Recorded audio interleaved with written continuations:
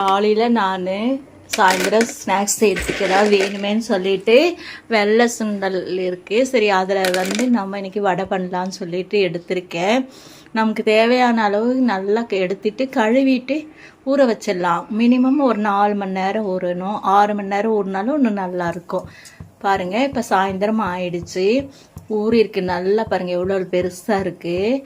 நாம் சுண்டலாம் செஞ்சு சாப்பிட்லாம். அதுவும் உடம்புக்கு ரொம்ப நல்லது.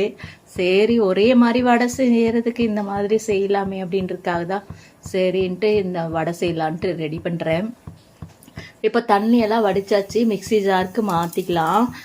அதுக்கு தேவையான அளவு கொஞ்சமாக கல்லுப்பு போட்டுக்கலாம். நல்ல மாவை அரைக்கக்கூடாதுங்க, அதுதான் மெயினானது. அதாவது பல்ஸ் விட்டு தள்ளி தள்ளி இந்த கொரப்பாக தான் அரைக்கணும். சரிங்களா? உளுந்து வடை மாதிரி நெய்ஸாக அரைக்கக்கூடாது. பாருங்க, அரைச்சிட்டாச்சு. வேற பாத்திரத்துக்கு மாற்றிடலாம்.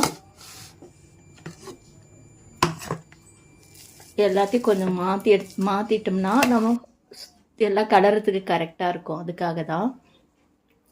இப்போ பரபரன்ட்டு இருக்கு பார்த்தீங்களா? இப்போ நாம இதுக்காக வெங்காயம், பச்சை மிளகாய், கருவேப்பிலை, மல்லித்தழை, புதினா எல்லாமே எடுத்து வச்சுருக்கேன். எல்லாம் கலந்துக்கலாம். பச்சை மிளகாய் போட்டிருக்கேங்க காரத்துக்கு. கருவேப்பிலை, மல்லித்தழை, புதினா போட்டிருக்கேன். இதில் முக்கியமான இன்னொன்றுனா ஒரு 1.5 ஸ்பூன் அளவுக்கு அரிசி மாவு கலந்துக்கலாம். அரிசி மாவு கலக்கும் போது உங்களுக்கு பிடிச்சி நல்லா தட்டுறதுக்கு அந்த இதுக்கு நல்லா இருக்கும் வரும். அப்புறம் மொறுமொறுப்பு தன்மையும் கொடுக்கும் அரிசி மாவு. அதான் சரிங்களா? இப்போ பார்த்தீங்கன்னா கொஞ்சம் சோம்பு, ஜீரகம் இதெல்லாம் போட்டுக்கலாங்க. வாசமாக மணமாக இருக்கும். சரிங்களா? இப்போ நாம் அடுப்பு பற்ற வச்சு எண்ணெய் விட்டுக்கலாம். காயிட்டோம். காய ஆரம்பிச்சிச்சுங்க. நம்ம போட்டு எடுத்துக்கலாம். நமக்கு எவ்வளோ பெருசாக வேணுமோ அந்த அளவுக்கு நம்ம வடை போடுற மாதிரி போட்டு எடுத்துக்கலாம். கொஞ்சம் ஓரளவுக்கு சிம் இல்லாமல் நடுவு அதாவது கரெக்டான பதமாக வச்சுக்கணுங்க. ரொம்ப வேகமாக ஸ்டவ் வைக்கக்கூடாது. ரொம்ப இதுவாக மீடியமாக வச்சுக்கோங்க. வச்சுட்டு மெதுவாக வேக வச்சு திருப்பி எடுத்துக்கலாம். உங்களுக்கு இந்த வடை பார்க்கும் போதே தெரியும் சாப்பிட்றதுக்கு எப்படி இருக்கும்ன்ட்டு. ஏன்னா மொறுமொறுப்பு இருக்கா இல்லை இதுவாக இருக்கா, ஜவ்வு மாதிரி இருக்கான்னு நமக்கு பார்த்தாவே தெரியும். பார்த்தீங்களா? இனி கொஞ்சம் வேகட்டும், திருப்பி எடுத்துக்கலாம். இந்த மாதிரி செஞ்சு சுண்டல் செஞ்சும் சாப்பிட்லாம், வடை செஞ்சும் சாப்பிட்லாம். சென்னையில் அதில் நிறைய செய்யலாம். குருமா செய்யலாம், அது இது நிறைய செய்யலாங்க. ஆனால் ஒரு முறை வடை செஞ்சு பாருங்கள், செம்ம டேஸ்ட்டாக இருக்குது. நானே எதிர்பார்க்கலாம் அந்த அளவுக்கு சூப்பராக வந்திருக்கு வடை. டேஸ்ட்டாகவும் இருக்குது. கருப்பு சன்னால கூட செய்யலான்னாங்க. நான் செஞ்சதில்லை. அதில் ஒரு நாளைக்கு செஞ்சு பார்க்கலாம். அதையும்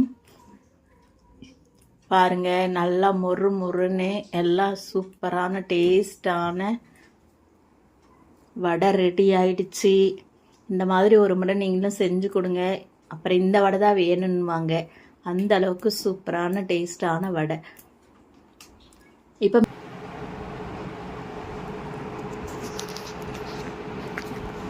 இந்த மாதிரி நீங்களும் அடிக்கடிக்கு செஞ்சு கொடுத்தீங்கன்னா குழந்தைங்க விரும்பி சாப்பிடுவாங்க. இதே தான் வேணும்னு சொல்லுவாங்க. அந்த அளவுக்கு சூப்பரான நமக்கு ஒயிட் சன்னாவோட வடை ரெடி ஆகிடுச்சிங்க. ஒரு முறை ட்ரை பண்ணி தான் பாருங்களேன், எல்லோருக்கும் பிடிக்கும் இது.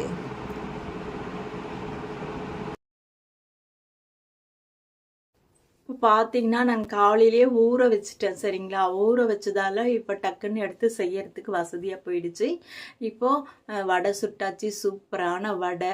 நீங்கள் பருப்பு வடை வடை கொடுத்தீங்கன்னா யாராவது சாப்பிட்டு பார்த்தா கூட தெரியாதுங்க, பருப்பு வடை மாதிரி தான். அந்த அளவுக்கு பட்டாணி பருப்பு வடை மாதிரி செம்ம டேஸ்ட்டாக இருக்குங்க. அந்த வடையை பார்த்தீங்கன்னாவே தெரியும், மொறுன்னு எவ்வளோ சூப்பராக இருக்குது தெரியுங்களா? தேங்காய் சட்னி வச்சு சாப்பிட்டா அப்படியே சம்மன்ட்டு இருக்குங்க. அதுக்கு அடிச்சுக்கவே முடியாது. அந்த அளவுக்கு ஒரு ஸ்நாக்ஸ் ஐட்டம் இது. இந்த வீடியோ உங்களுக்கு பிடிச்சிருக்குன்னு நினைக்கிறேன். பிடிச்சிருந்தா லைக் பண்ணுங்கள், ஷேர் பண்ணுங்கள். அப்படியே என்னோட சேனலை சப்ஸ்கிரைப் பண்ணிவிடுங்கப்பா. பாய்.